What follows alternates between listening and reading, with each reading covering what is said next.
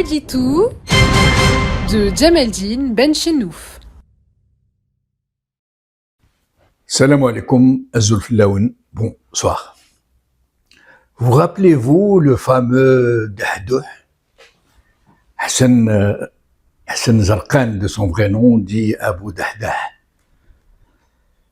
Il avait défrayé la chronique et fait les gorges chaudes dans la rue algérienne en 2017, je crois, et en 2021.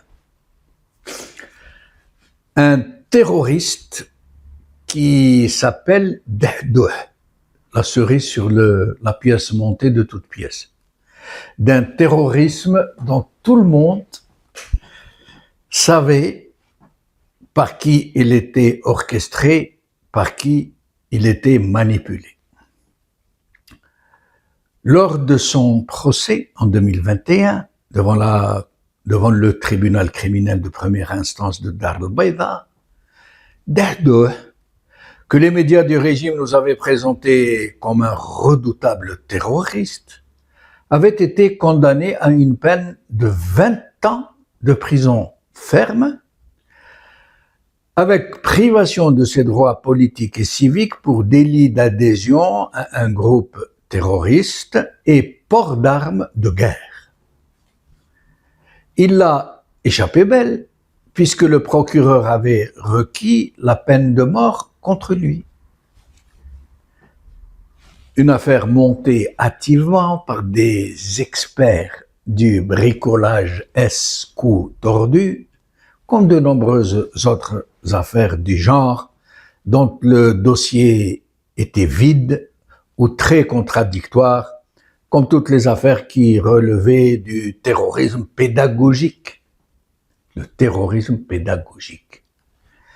Le terrorisme qui sert à quelque chose, qui avait une mission. Cette opération d'envergure qui consistait à manipuler le terrorisme, à le retourner contre les populations civiles, contre des personnalités publiques parmi les plus estimées de la société algérienne qu'il faisait abattre par des islamistes supposés, pour retourner cette société contre les islamistes donc.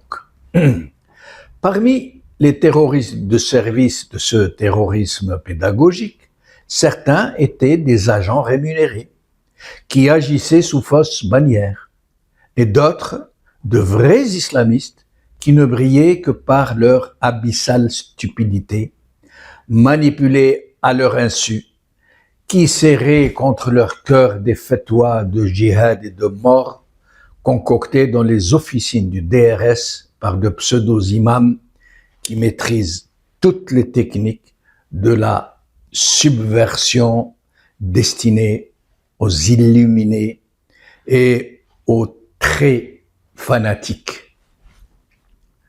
Mais revenons à notre Dahdah national. Quelle ne fut donc ma surprise aujourd'hui de découvrir sur l'espace Facebook d'un confrère un article d'An-Nahar en arabe qu'il avait relayé sur son profil. Un article passé presque inaperçu, dont pourtant la titraille était grosse comme ça. Écoutez, en arabe, le titre « Al-Bara'a lil-Irhabi Abu Dahdah wa thamaniyat irhabiyin akharin ». Traduction, acquittement pour le terroriste Abu Dahdah et 8 autres terroristes.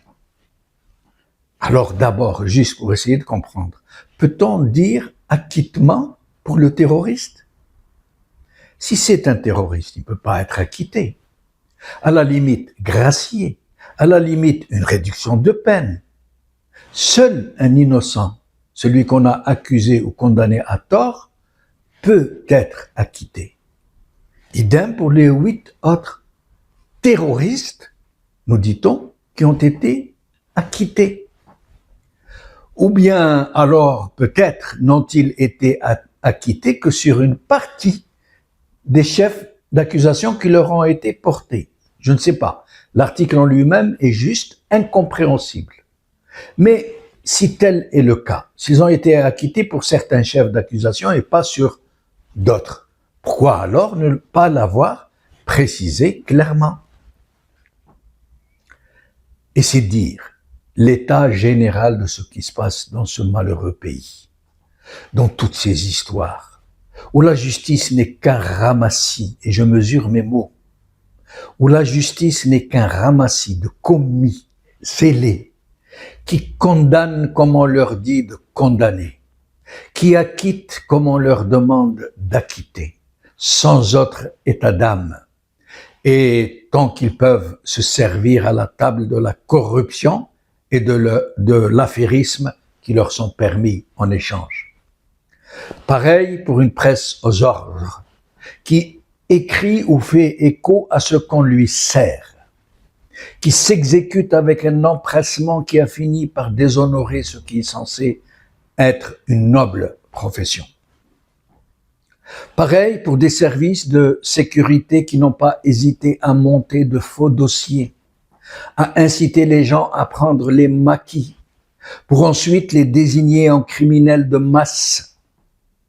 Des services qui ont mis en branle l'opération la plus macabre et la plus monstrueuse de l'histoire.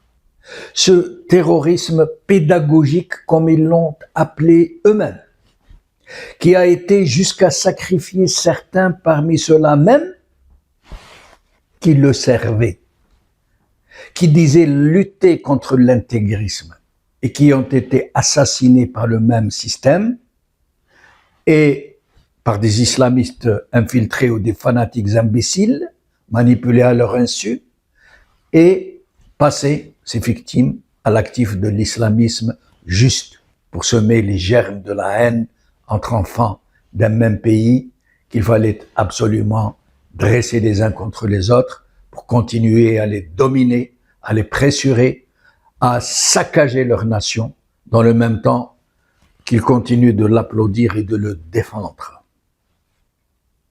Cet acquittement, dont on ne sait encore rien, pour la simple raison qu'il n'a été relayé que par un seul journal, et de façon tout à fait équivoque, est le signe, s'il en fallait, que plus rien ne va dans le Titanic.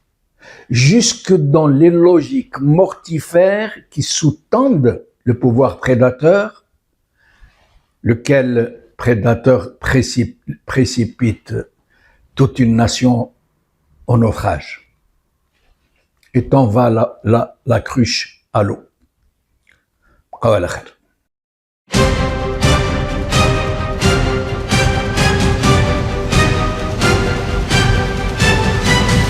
L'édito de Djemeldine Benchenouf.